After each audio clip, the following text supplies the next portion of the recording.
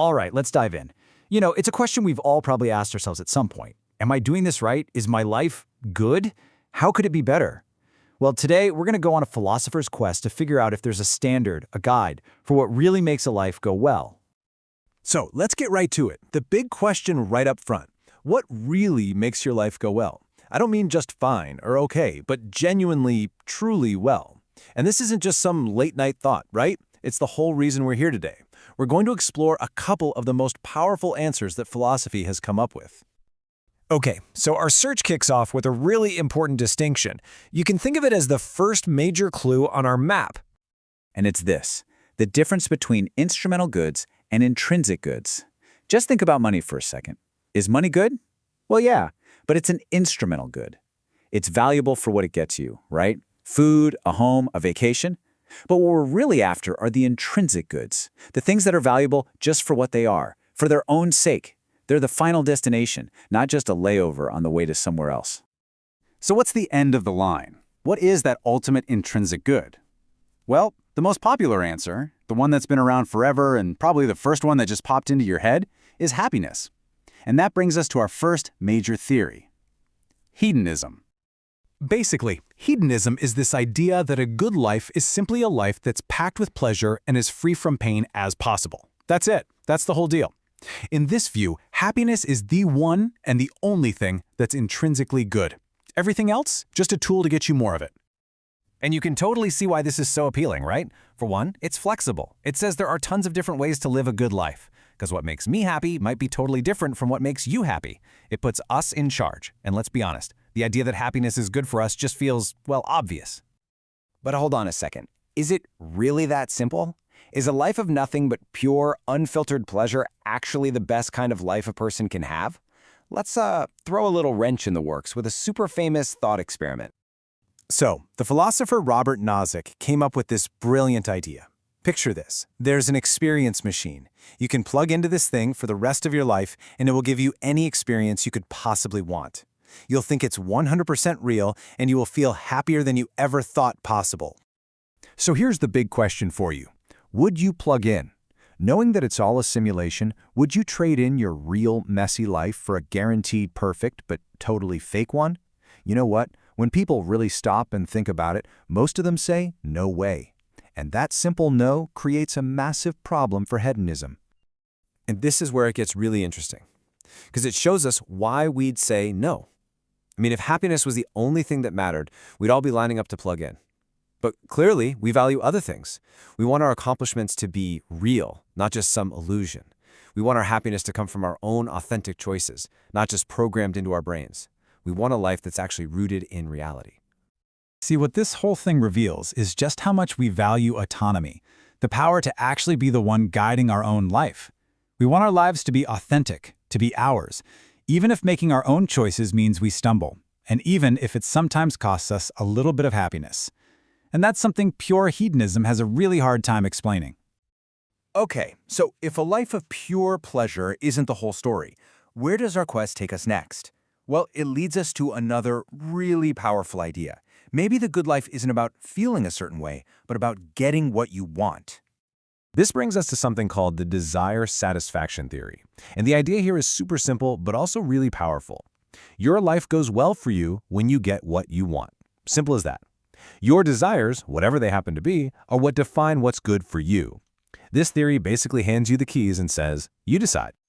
And you can see why this is so convincing, right? The logic is really tight. It basically says if something is truly intrinsically good for you, then it's got to be something you want. And if you want it, you'll be motivated to go get it. So what's good for you and what you're motivated to pursue are perfectly linked. Sounds pretty good, doesn't it? Total freedom, you're the ultimate authority on your own life. But you guessed it, just like hedonism, this path has its own set of traps. It turns out that just getting what we want, well, it isn't always good for us. So think about this. The musician who spends their entire life dreaming of fame. They practice for decades, they tour, they finally make it big. They get exactly what they wanted, only to find out it feels totally empty, and they're more miserable than ever. Their deepest desire was satisfied, but it's pretty hard to say their life actually got better. Or how about desires that are just based on bad info? Let's say you want to get revenge on a coworker because you heard they sabotaged your project. But what if they didn't? What if it was all a misunderstanding? Getting what you want, getting that revenge, wouldn't actually make your life any better. In fact, it'd probably make it worse. And this next one, this one is probably the toughest challenge for the theory. Imagine someone who's been raised in total oppression, and they've been taught their entire life that their only goal, their only desire should be to serve their master. Now, they might get that desire satisfied every single day of their life, but can we really stand back and say, yep, that's a good life? It really forces us to wonder if all desires are created equal. So, where does all this leave us? We've visited the land of pure pleasure, and we've walked the path of pure desire, and neither one gave us a perfect map to the good life. But just getting a handle on why they're so appealing and where they fall short, that's a huge step forward on our journey. So let's just put these two side by side for a second. Hedonism says value comes from pleasure. Its great strength is that it's intuitive and flexible, but its fatal flaw, it completely devalues reality and our own autonomy. Then you have the desire satisfaction theory. It says value comes from getting what you want, which is great because it champions our personal freedom. But its fatal flaw is that it has no way to judge the quality of our desires. And all of this leaves us wrestling with a final, really important question. If a good life isn't just about feeling good, and it's not just about getting what you want, then maybe there are some objective standards for a good life. Things that are good for us whether we happen to want them or not. Things like knowledge, or real friendships, or freedom. But what are those things, and how can we know for sure? Well, that's where your quest continues. Welcome back to the Deep Dive. Today we are wrestling with, well, one of the biggest questions out there, really. What actually makes a life go well for the person living it? Yeah, what defines our personal success? Philosophers often call it well-being or welfare. That's what we're digging into. Right. And it sounds simple, but getting a standard, that's tough. It is. And before we even get to the answers, we need to be clear on what we're looking for. There's this really key distinction that comes up right away in the sources we looked at. Okay, what's that? It's the difference between instrumental goods and things that are intrinsically valuable. Instrumental. So, like tools. Exactly like tools. Instrumental goods are things valuable only because they help you get something else. Think money, or maybe sturdy shoes, or even a vaccination. Right, they're means to an end. Money buys things, shoes get you places, vaccines keep you healthy. But they're not the end goal themselves. Precisely. They pave the way, you could say. But what we're really after today is the intrinsically valuable stuff. The things worth having purely for their own sake. Their value isn't about what they lead to. Okay, so that's the mission. Find the intrinsic goods. And there are a couple of really popular answers, right? Big contenders. Two main ones, yeah. Hugely influential. Let's start with maybe the most famous one. Hedonism. That sounds like just living it up. Well, kind of, but it's a bit more specific philosophically. It comes from the Greek hedone, meaning pleasure. Hedonism is the view that happiness is the key, specifically happiness defined as the combination of pleasure and the absence of pain. Just those two things, pleasure and no pain. That's the core idea. Hedonism argues this state is both necessary, you can't have a good life without it, and sufficient if you have it, that's all you need for a good life. Okay. Why has that idea been so, well, sticky? It seems to pop up everywhere. I think a big part of its appeal is how flexible it is. People find happiness in wildly different things, don't they? Totally. Quiet nights versus, I don't know, bungee jumping. Yeah. Exactly. And hedonism says that's fine. It allows for countless paths to a good life because it doesn't really judge the source of the pleasure. Whatever floats your boat, basically. And it puts the individual in the driver's seat, right? Very much so. It gives you, the individual, a huge say in what makes your life go well, because you know what brings you pleasure and avoids pain. Plus, honestly, the basic idea, it just feels right to many people. Oh, so? The claim that happiness makes your life better and sadness makes it worse. That feels pretty fundamental, ethically speaking. It's almost the starting point for thinking about well-being. And it explains why we generally follow certain rules, like avoiding pain, but also why there are exceptions. Right. We avoid misery because it undermines happiness. But Yeah. someone genuinely finds pleasure in something unusual, say being mildly humiliated in a specific context or in very intense physical challenges. Hedonism can say, okay, if that genuinely brings them net pleasure, it's contributing to their good life. Okay, but it can't be that simple, surely. What are the big criticisms? Oh, there are definitely criticisms. The first major one is often called the argument from evil pleasures. evil pleasures. Like a villain enjoying their evil deeds. Precisely. If pleasure is the only intrinsic good, then the pleasure a sadist gets from hurting someone, well, that pleasure has to count towards their well-being just as much as the pleasure a doctor gets from saving a life. Ooh. Yeah, that feels wrong. Doesn't that make the happy villain's life, in a sense, good for them?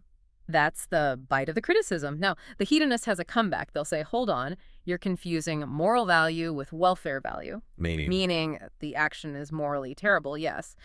But the pleasure the villain feels, that still benefits them and improves their life experience. We hate seeing wicked people prosper because we recognize that happiness is good for them, even if they don't deserve it. That's a clever distinction. Maybe a bit slippery, but okay. Does that defense hold up against other problems? Well, it sets the stage for what many find to be an even bigger problem. The argument from false happiness. This one cuts deeper, I think. False happiness. Yeah. Based on lies. Exactly. Imagine two people. Let's say two women. Both equally happy in their marriages, really content. One woman's happiness is based on the truth. Her husband is loving and faithful. Okay. The other woman is just as happy, feels the same level of pleasure and contentment. But her happiness is built on a lie. Her husband is actually cheating on her, but she has absolutely no idea. Yeah. So, same amount of subjective happiness. Identical amount of pleasure, identical absence of pain. According to strict hedonism, their lives must be going equally well for them. Yeah, that doesn't feel right at all. The life based on truth seems much better, even if the person doesn't know the difference. Almost everyone has that intuition, and this leads right into Robert Nozick's famous thought experiment. The experience machine. Right, the virtual reality machine. That's the one. Imagine you could plug into a machine that perfectly simulates the best possible life. Any experience you desire, maximum pleasure, zero pain for your entire lifetime.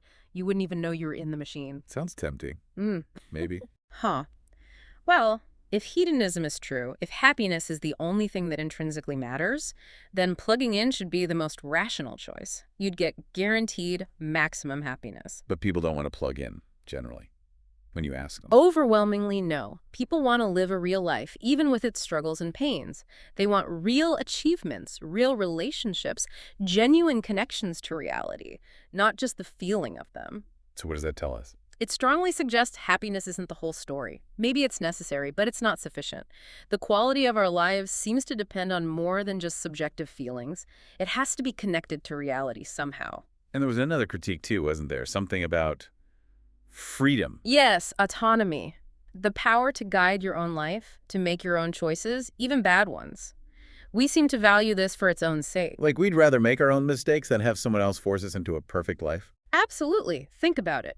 Would you choose a pleasant, happy life if it was completely controlled or manipulated by someone else, even benevolently? Most people recoil from that idea. We want to be the authors of our own lives. Well, so how is that a problem for hedonism? Because if hedonism is right, autonomy, freedom, choice is only valuable if and because it leads to more happiness. Its value is purely instrumental. But we often value it even when it makes us less happy, right?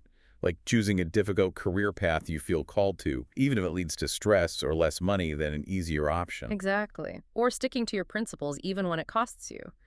We value autonomy intrinsically, it seems. Hedonism struggles to explain why losing your freedom is a tragedy in itself, separate from any unhappiness it might cause. Okay, so hedonism, despite its intuitive appeal, runs into big trouble with reality and autonomy. The experience machine kind of sinks it for a lot of people. It raises serious doubts here. So if happiness isn't the ultimate measure, what else is there? You mentioned another major theory. Right. If the problem is connecting well-being to reality and our own choices, maybe we should focus directly on, well, getting what we choose.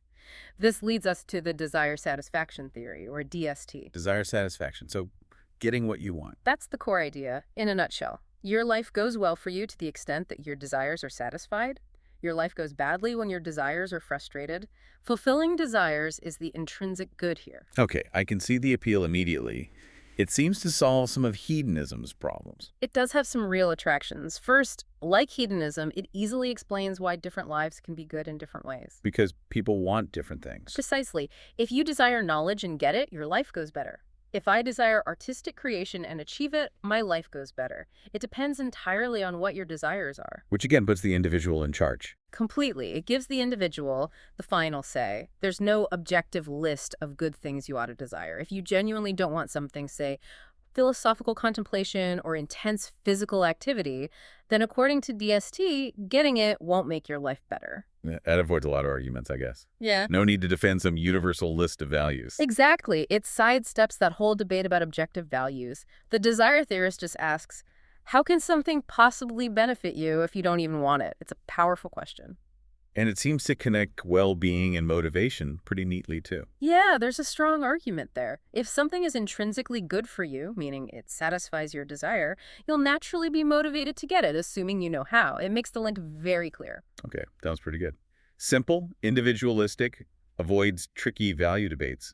Where does it run into trouble? Well, like hedonism, it faces challenges regarding whether its central claim is really true.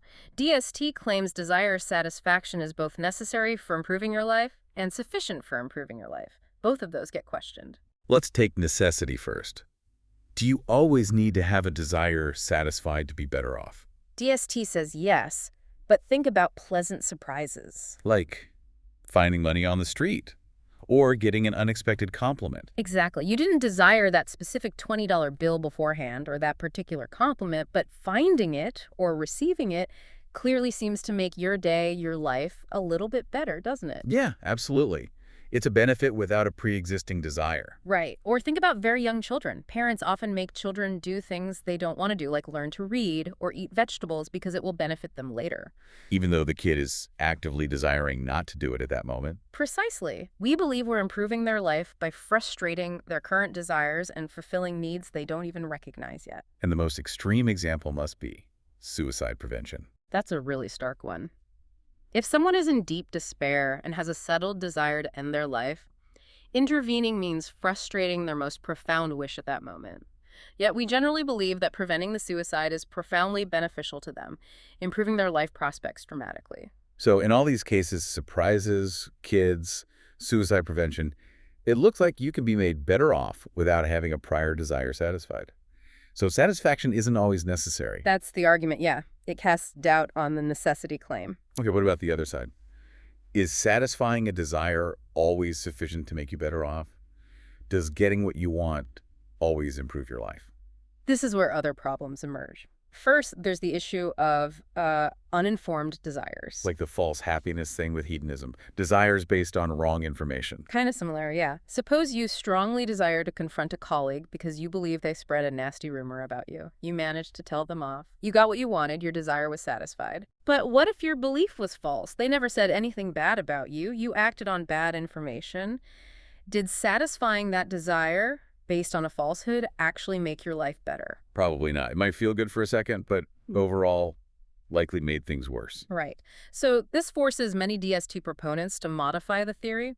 They say, okay, it's not any desire satisfaction, it's the satisfaction of informed desires not based on false beliefs. Okay, that seems like a reasonable fix. Does that solve everything? Not quite. Because even if a desire is fully informed, there are still questions about the quality or the nature of the desire itself. This brings up the really tough problem of, well, maladaptive desires, or maybe just low expectations. Maladaptive desires, what does that mean? Think about situations of severe oppression or conditioning. Imagine someone, say a slave in a deeply unjust society, who has been raised from birth to believe that their sole purpose and highest possible achievement is to be a good, obedient servant to their master. Okay, a tragic situation. Deeply tragic. Now, suppose this person is fully informed about their situation, knows the rules, knows what the master expects, and genuinely, authentically desires only to fulfill that role perfectly. And let's say these succeed. They become the perfect servant, satisfying their main life desire day after day. Right. According to DST, even the informed version, we're forced to say, this person is living a very good life. Their central informed desires are being consistently met. But that feels deeply wrong. We look at that life and see tragedy, limitation, not flourishing, even if they are getting what they want. Exactly. Our intuition rebels. It suggests that the content of the desire matters. Some desires seem unworthy or impoverished, even if they are informed and satisfied. And this isn't just about extreme oppression, is it? What about just setting the bar really low? That's the related problem of low expectations. Imagine someone whose only fully informed desire in life is to, I don't know, count blades of grass in their backyard. Or maybe just to repeatedly count to 9 over and over. Okay, a bit eccentric. A bit. But suppose they spend their life doing just that and are perfectly successful. They satisfy their desire constantly. Now compare them to someone with ambitious, difficult desires, maybe trying to cure a disease, or write a great novel, or achieve enlightenment, who frequently fails and experiences frustration. DST would have to say the grass counter has the better life because more desires are satisfied. If we're just counting satisfied desires, yes. The theory, in its basic form, struggles to say that the desire for knowledge or freedom or creativity is intrinsically better or more worthy than the desire to count blades of grass. It lacks a way to evaluate the desires themselves. Wow. Okay, so both of these major theories, hedonism and desire satisfaction, they start out sounding really intuitive, very appealing. They do. They both try to ground well-being in something subjective, something about your internal states, your happiness, or your wants. But both seem to hit some serious roadblocks. Hedonism stumbles on the value of reality, the experience machine, and the intrinsic worth of autonomy. And desire satisfaction theory struggles because, well, sometimes we benefit without wanting it, and sometimes getting what we want doesn't seem beneficial at all, especially if the desires themselves are based on bad info or are just impoverished or limited. So where does that leave us in the search for the good life? If pure happiness isn't enough, and just getting what you want isn't enough, what's left? Well, it pushes us towards considering what are often called objective theories of well-being. Objective, meaning stuff that's good for you whether you want it or not, or whether it makes you happy or not. Essentially, yes. Theories that propose there are certain things like virtue, knowledge, freedom, deep personal relationships, achievement that are intrinsically good for human beings, contributing to our flourishing, regardless of our subjective attitudes towards them. So stepping outside our own heads, in a way, to define what's good for us. Exactly. It means arguing that if someone genuinely doesn't desire, say, knowledge or freedom, they are still missing out on something crucial for a truly good human life. Their life is less good because they lack this objective good, even if they don't feel the lack. That sounds like a whole different ballgame, philosophically. It is. It requires defending a view of human nature and what constitutes flourishing for beings like us. Okay, so that's a big pivot, which leaves us, and you listening, with something to chew on. Hedonism points to pleasure. DST points to getting what you want. If those aren't the whole picture, what else is truly essential? Yeah, what objective thing, if it were missing from your life, would make that life fundamentally worse? A kind of tragedy, even if you never consciously desired it or felt unhappy about its absence. What, beyond just feeling good or getting your wishes granted, is a non-negotiable part of your truly good life? Something to mull on until our next deep dive.